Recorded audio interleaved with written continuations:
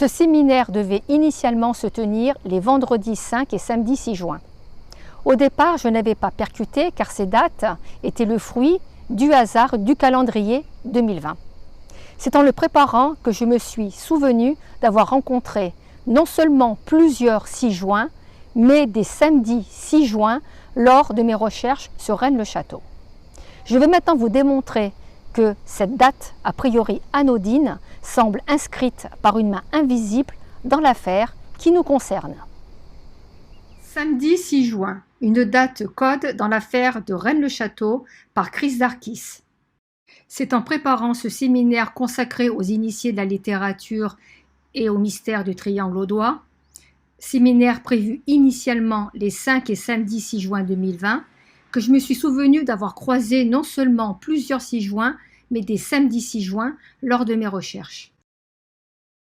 En effet, le 6 juin est récurrent dans l'affaire du triangle audois, et ceci sur plusieurs supports. Synchronicité ou hasard? La synchronicité, notion chère à Jung, est l'occurrence simultanée d'éléments qui ne présentent pas d'emblée de lien de causalité, mais dont l'association prend plus tard un sens. Hasard, lui, est issu de l'arabe hasard, qui signifie des, et en tradition antique, le hasard, c'est le langage des dieux ou de la providence. Pour les initiés, les nombres, les chiffres ont de tout temps eu une importance hautement significative. Maintenant, analysons le samedi 6 juin. Samedi, 6e jour de la semaine, 6, et juin, 6e mois de l'année, 666. Chiffre emblématique par excellence, celui de la bête, ou chiffre d'homme ou d'un homme, selon l'Apocalypse de Jean. Bonus cette année, 2020 est une année miroir. Certains masques pourraient tomber. Paul Éluard disait « Il n'y a pas de hasard, il n'y a que des rendez-vous ».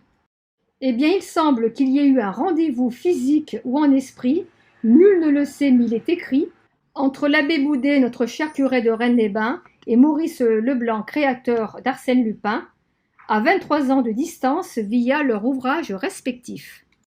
La vraie langue celtique est le cromlech de Rennes-les-Bains pour l'abbé Boudet et l'Aiguille creuse pour Maurice Leblanc, roman considéré au plus près de l'affaire dite de Rennes-le-Château.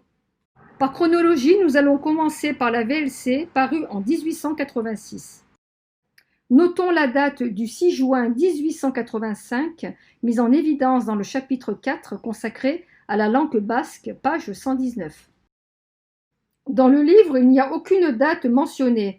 On peut se demander pourquoi l'abbé Boudet fait exception en citant un article de presse de l'Éclair spécifiant la date du 6 juin 1885 qui, selon lui, donne des détails qui ne sont pas sans importance. On note aussi dans cette partie de paragraphe les mots caverne, grotte et excavation.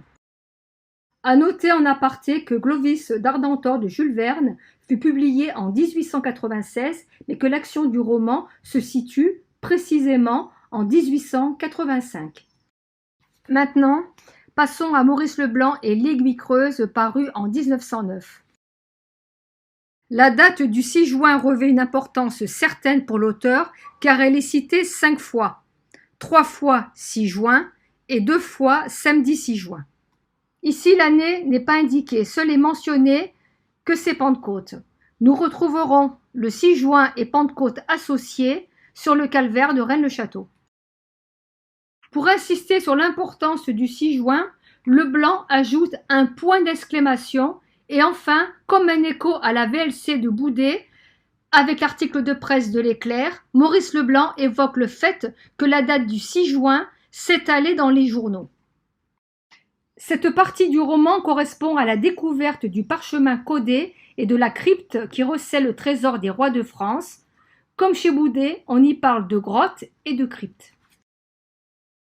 Enfin, pour couronner le tout, les 2 6 juin commémoratifs des 2 reines du triangle audois.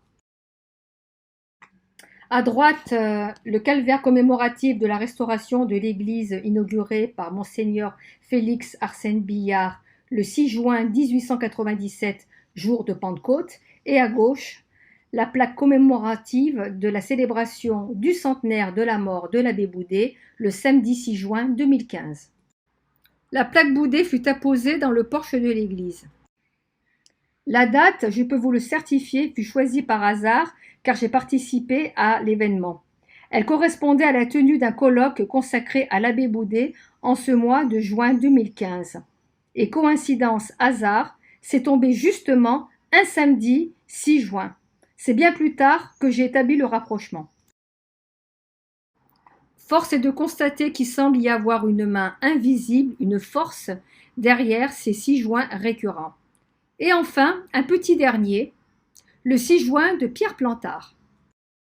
Dans la préface de la réédition de la VLC en 1978 chez Belfond, Pierre Plantard cite un 6 juin, précisément le 6 juin 1892, correspondant selon lui à la première visite de son grand-père Charles Plantard à la Bessonnière de Rennes-le-Château en présence de l'abbé Boudet de Rennes-les-Bains et la remise d'un exemplaire de la VLC par ce dernier à son grand-père le lendemain. Oui, le 6 juin est immanquablement une date clé de compréhension. Il suffit de trouver la porte. Bonne chance!